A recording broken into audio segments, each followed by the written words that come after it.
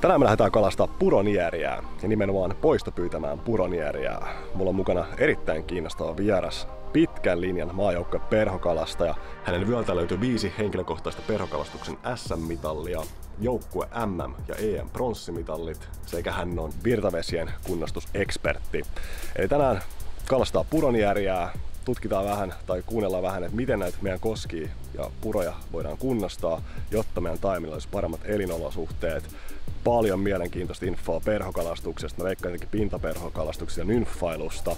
Pysykää messissä, nyt lähdetään. No niin, mä olen Toivosen Olli Virtavesienhoitoyhdistyksestä ja me ollaan nyt täällä pienen puron äärellä. Meillä on tänään tarkoituksena poistopyytää vieraslaji puronieriää. Virho on kunnostanut tätä puroa jonkun verran ja meillä on ollut tässä semmonen 3 vuoden poistopyyntiprojekti käynnissä. Ja me tehdään tätä poistopyyntiä osakaskunnan eli kalaveden omistaja erikoisluvalla. Ja tulokset on ollut ihan mielenkiintoisia silleen, että tavoitehan on se, että me saadaan niin paljon purkkaria pois tästä purosta kuin mahdollista ja sitä kautta saadaan taimen viihtymään paremmin tässä purossa. Ja me ollaan nyt ensimmäisenä vuonna saatu 200 kalaa pois, toisena vuonna myös 200. Ja selkeästi nyt sitten 2 vuoden poiston jälkeen niin 3. vuosi rupeaa olemaan jo aika vaikeeta. Saatiin 60 kalaa vielä pois ja sitten yhteensä me ollaan nyt 3 vuodessa pyydetty 328 puroniereä pois tästä. Ja nyt on sitten aloitus 4. vuodelle ja katsotaan kun meidän käy tässä hommassa. Että selkeästi purkkarien määrä on vähentynyt purossa ja suhteessa taimenen määrä on lisääntynyt. Tuossa kuitenkin nyt muutama tuikki näky, me ei tiedä mitä ne oli. Sä epäilit, että siinä on purkkari nyt. No mä epäilen, että siinä on purkkari. Että selkeästi me ollaan tämmöisessä pienessä lammessa ja tämä lampi on niinku ihan ideaali tässä poistopyynnissä. Että selkeästi kun tulee kesä, vedet alkaa laskea ja nuo purkkarit hakeutuu näihin syvempiin alueisiin. Ja tässä on nyt tosiaan pieni lampare ja vähän syvempää jokiuomaa tuossa lampareen yläpuolella ja niitä me nyt meillä tänään kouluta. Mutta nyt selkeästi meillä on hyvä, meillä on purovesi laskenut, mä uskon, että se kala on tullut tähän lampareeseen. Ja nyt tuossa just niin 2 kalaa kävi pinnassa, että selkeästi se on nyt aktiivisesti syömässä parhaillaan.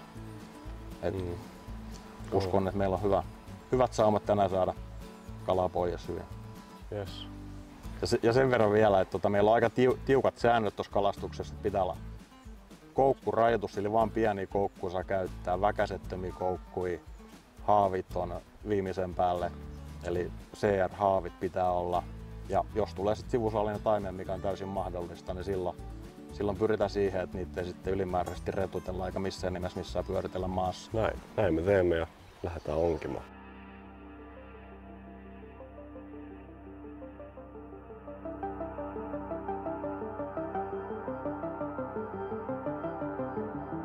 Okei, aloitetaan nymfailulla.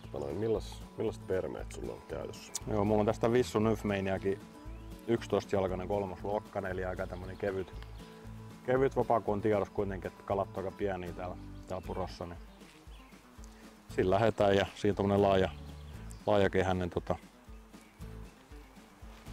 kela siinä, kun toi on laajakehäinen, niin siinä pysyy vähän paremmassa kunnossa siimat, kun on vähän isomman rullalla siinä.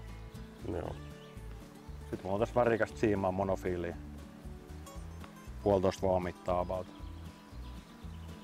Ja sen kun nyt mä heitän tosi tuonne veteen, niin mä tästä kirkkaasta monofiilista luen niitä tärppeitä, jos mä sitten saatu tunnistamaan sitä tai tuntemaan sitä kädessä. Sitten siitä menee tommonen vajaa metri ohutta monofiilisiimaa tai fluoroa, kumpaa nyt sit haluaa käyttää. Ja sinne päähän nyt tällä kertaa, sit kun on matala aluetta, niin 1 perho vaan. Onko tuolla värikkäällä ollut väliä, kuinka paksua se on? No mitä ohuempaa pystyy käyttämään, niin sen parempi tatsi on perhoihin ja tuuli ottaa aina vähemmän kiinni. Mitä enemmän siima on pussilla, niin sen huonommin sä tunnet sen perhon. Kuinka paksua sulla on toi värikäs? Tää on 0,18. Värikäs 0,18? Joo. Okay. Ja kirkas oli? 0,10. Et siinä täytyy oikeastaan, että jos näin ohuilla siimoilla onkin, niin se täytyy kyllä oikeastaan olla nymfaukseen suunniteltu vapaa, että ne ei niinku kestä ne siimat, jos ei se ole nymfaukseen suunniteltu. Kyllä. perhona mä nyt heitin tämmönen harmaa nyyfi, jossa on 2,5 millin tungsteenikuula 0,16 koukkuu. Aika monessa purossa ne purkkarit syö vesisiiraa, eli se on semmonen vähän katkan näköinen harmaa pohjaeläin. Niin tää nyt vois vaikka sit kopioida sitä. Soitan niin. Okei. Okay. Otat sä ensimmäisen. Kauheat paineet. Ei mitään ressiä. Ei kai se on yritettävä. Joo totta, Ei ne muuten vähene, jos ei ne tossa kattomalla joo vähene.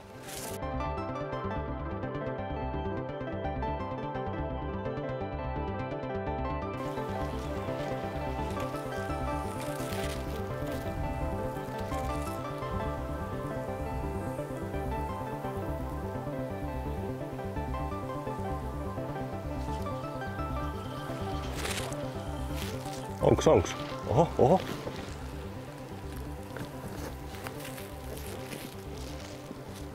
Onks hyvä?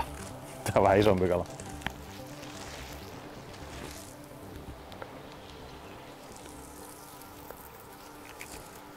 Varmaan taimienko sen verran isompi.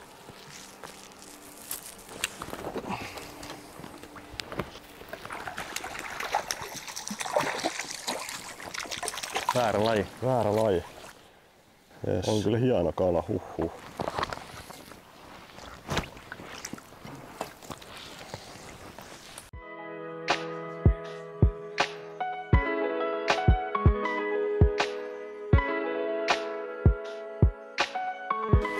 Tuosta laiturin päästä on purkkari. Passa. Kyllä tuossa huomaa, miten pitkä nymfivapa on aika jees. Joo.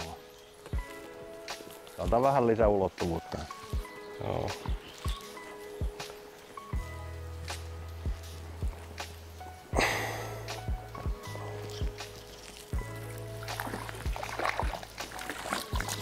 Minkä merkkinen? Maailma on yhtään purkkaria parempi paikka.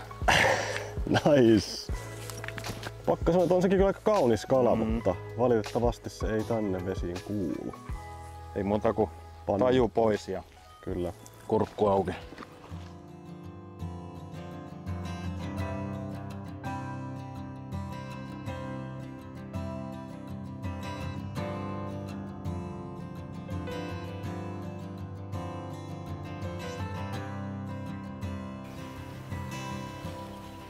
Jaha. Fish on, fish on.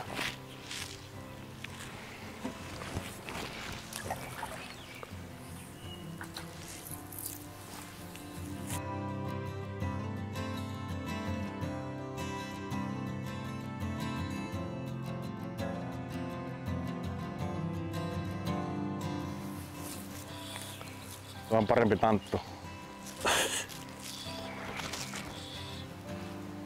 Vähän parempi. Puukin tuolla.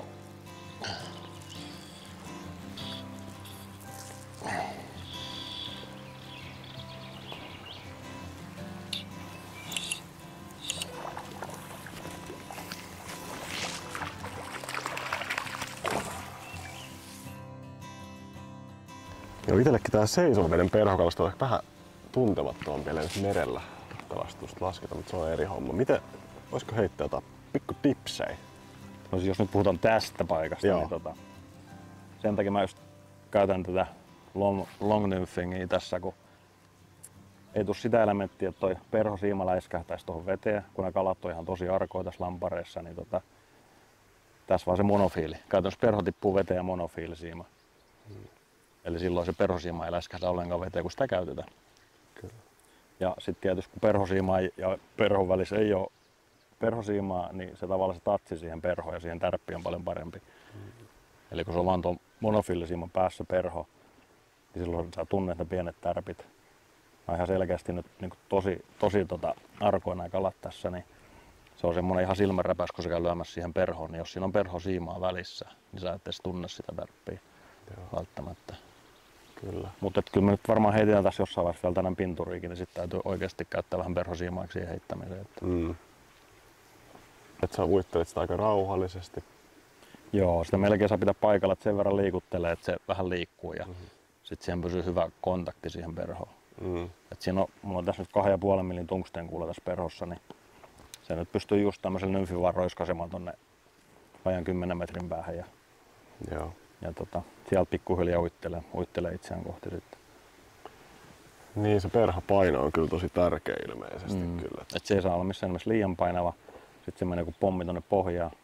Tietysti jos siinä olisi vähän enemmän painoista, pystyisi heittämään paljon helpommin. Mutta sen takia nyt kun on tämmönen pitkä nymfivapa, niin täällä pystyy tommosen kevyenkin perho heittää sitten vähän pidemmälle ilman perhosiimaa. Tuossa nyt pari kalaa otti ihan silleen, että niinku silloin kun perho vajoi pikkuhiljaa, niin siihen kävi lyömässä. Joo. Hitaasti vajaamaan. Ei kun tuossa lamparissa ei ole kuin, metri siinä voi olla maksimissaan, mutta totakin äskeistä vaikka kun tuossa kalastin, niin siinä oli joku 80 senttiä vettä. Niin ja jos se kala aktiivinen, niin kyllä se sitten vähän hakeekin sen ylempää. Tässä lähimailla on yksi Virhon kunnostuskohde. Käydään nyt tässä väliin tsekkaa se, annetaan lammen rauhoittua hetkeksi. Pieni spotti, niin kyllä sen verran ongittiin tossa. Hyvä antaa se vähän lepää ja sitten mennään koittaa iltasyönnillä uudestaan. No joo, tässä nyt sitten tosiaan kun purkkari yritetään purosta pois, niin sitten ollaan kunnostuksia tehty samaan aikaan. Ja tässä pyritään nyt sitten oikeastaan suosimaan hiukan sitä taimenta, eli kutusora, mitä tähänkin kohtaan laitettu, niin mikä näkyy tuolla puron pohjassa, niin se on aika karkeata. Siinä on käytetty 16-60 millistä, mikä nyt periaatteessa on aika karkeat niin kuin purosoraksi. Et se voisi olla hiukan pienempääkin, mutta sillä pyritään just suosimassa taimenta, kun ne taimenen emot on selvästi isompia täällä kuin purkkariemot. Niin tässäkin oli ihan nätti taimen viime syksy kutemassa ja tässä on kivasti nyt näkynyt nollikkaita, mitä mä oon käynyt kattelemassa. Et ollaan nyt saatu tanttu täällä lisääntymään ja sitten ollaan aika paljon kivetty huomaa, että saadaan pohjaeläimille uutta elintilaa ja ei mene kauhean monta vuotta kun vesisammalle tarttuu näihin kiviin ja sitä kautta pohjaeläimiä lisää ja taimenen puolesta lisää piilopaikkoja. Nyt ollaan ihan kesäisillä alivirtaamilla, mutta että paljon on kiveä laitettu ja välillä jätetään vähän syvempiä, hidasvirtaisempia lampareita tonne uomaan. Ja jonkun verran tietysti ollaan kiveä käytetty tuon erosiosuojauksen myöskin, että saadaan sitten vähän sorakkojen kohdilla vaikka kaveneltu puro, että saadaan virtausnopeudet riittäviksi. Että. Kyllä. Kaikki kivet melkein, mitä me tässä nähdään, niin on siis tuotoja. No käytännössä joo. Et tässä ollaan Leader-rahalla, me ollaan tätä puroa kunnostettu nyt parina vuonna. Ja toivotaan, että jatkossakin Leader-rahoitusta saataisiin, niin päästäisiin tekemään näitä kunnostuksia sit sillä rahalla. Että. Joo. Sitten tietysti osakaskunta on ollut myötämielinen ja tukenut myöskin rahallisesti. Kyllä. Ja näin, että, ja maanomistajat tietysti ollut tosi myötämielisiä näihin kunnostuksiin. Onks kuka tahansa yritys tai lähtee tukemaan teitä? Tai... Joo, että kyllä ihan voi suoraan sanoa, että mitä paremmin Virholla rahaa tehdään, niin sen enemmän tehdään. Että. Kyllä. Ja se on niin kuin ikävä kyllä se fakta, että koko ajan on niin kuin näissä virtaisvesihommissa kauhean rahan tarve on. Että, niin ilman muuta kaikki tuki otetaan kiitollisena vastaan. Että. Kyllä. Pistäkää Virholle viestiä, jos koette, että pystyt auttamaan. Joo, se olisi hienoa kyllä.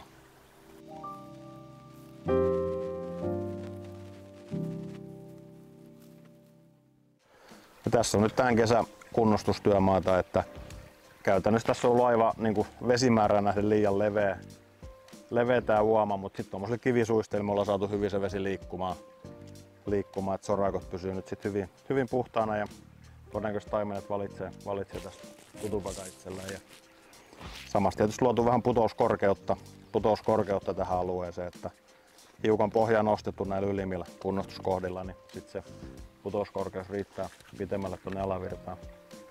Kyllä vain. Miten onko tämä ollut ihan sitten melkein perattu alun perin? No tää on käytännössä ollut tämmöistä savipohjaa ja suoristettua uomaa aikaisemmin, että, että nyt sitten kun toi tommonen saippua savi korvataan kivellä ja soralla, niin sitten se alkaa heti kaikki pohjaeläimet viihtymään siellä.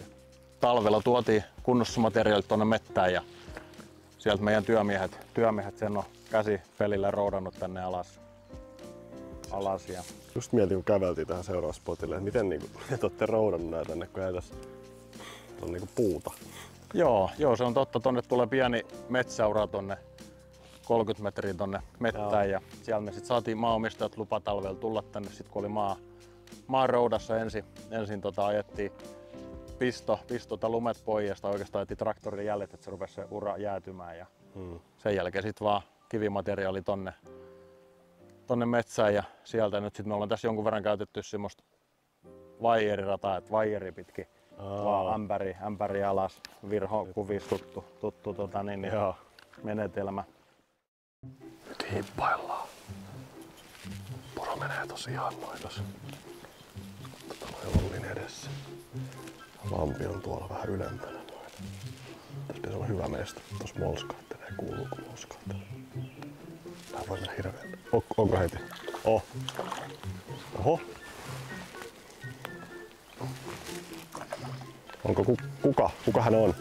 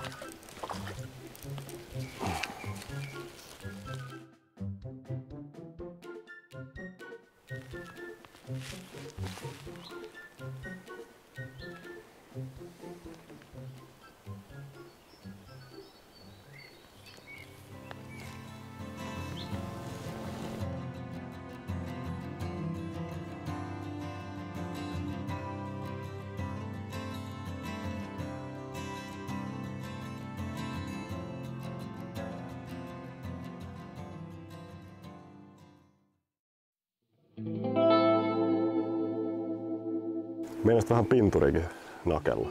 No joo, käy sen verran hyvin noita kaloja pinnassa, niin kokeillaan nyt, jos ne kävis hakee mua. Tässä on ihan tämmönen pieni CDC-vesiperhos jäljitelmä ja katsotaan, jos ne tän huolissa.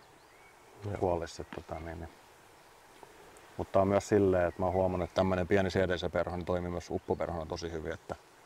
Mutta katsotaan nyt, että ensin kalastellaan pinnasta ja jos ei se ala toimia, niin sitten tuputellaan sitä ja tilataan pikkuhiljaa pintakalvo alla sitä sitten itseäpäin ja Kyllä. toivotaan, että kala huoli sen sitten.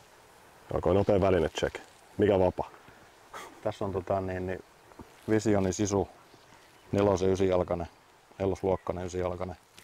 Täällä mä oon nyt viime vuodet kalastellut, erityisesti harria varsinkin. Varsinkin kalastanut paljon. Mun mielestä 9-jalkainen on pinturihommissa hyvä, että sillä saa riittävän nopean tavalla se heito ja siimanopeutta, niin sit saa sen nopea siiman tavalla oikeenemisen takia, niin sit se myös oikaisee perukkeen hyvin. Kyllä. Kuinka pitkä sitten liideri? Mun tässä karva alle 2 vavan mittaa. Joo. Se aina riippuu vähän, että jos kalastaa ihan pientä puroa, mä saatan käyttää vielä lyhyempääkin. Jos kalastaa isompaa jokea, niin se on sitten yleensä sillä, että on hyvin tilaa kalastaa, niin karva alle 2 vavan mittaa kuin vapaa 9 jalkaa. Okei, kyllä. Ja sulla on kaartioperu vissiin. Mulla on tässä kaartioperuke, joo. Näin. Katsotaan, saataisiko pinnalta. Tai saisit sä. Mä otaisin perästä. Kyllä ne pomppii. Joo. Tuli ihan varmaan tuolta takapuussa. Ei mitään paineita.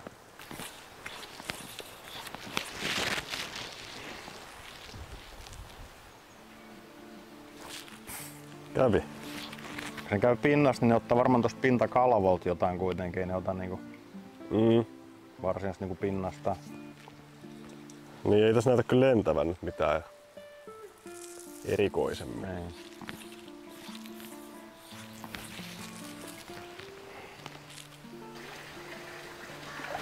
Oi! Oi!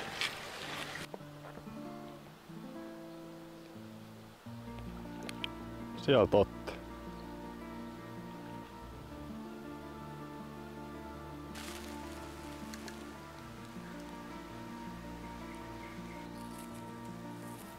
Onko yleisesti tähän aikaan vuodesta, että sä kalastanut pinturilla? No siis kyllä nyt Etelä-Suomessahan niinku rupeaa olemaan ihan huippuaikaa. Joo. Vesiperhosia ja päikkäreitä kuoriutuu aika hyvinkin niin kuin oikeastaan just tässä niin kuin kesäkuun alussa.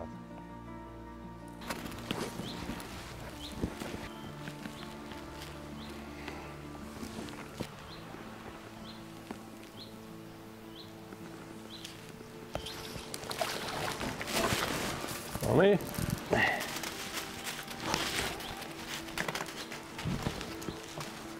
Purkkari! Täällä on vähän hiljaisempaa. Laitat nymfit takaisin. Joo, mä pistin nymfin syömään. Mikäs meidän päivän meininki on ollut? Selkeästi rupeaa tehokalastus, poistokalastus tehomaan. Kyllä. Ensimmäisenä vuonna otettiin 20 kalaa päivässä ja nyt ollaan tehty hommia pirusti ja meillä 6-7 kalaa ollaan ylhäällä. Kyllä. Näyttää purevan. Joo. Ja sivusaalina on tullut taimeni jonkun verran, että Kyllä. suhteessa kyllä enemmän mitä aikaisempina vuosina. Että selkeästi nämä purkkarit pitää lampeakin vähän niin kuin revirinä ja ehkä hätistelee taimenet pois sieltä. Niinpä. Joo, sinänsä ihan hyvä merkki, että purkkari on nyt vähentynyt sitten. Joo.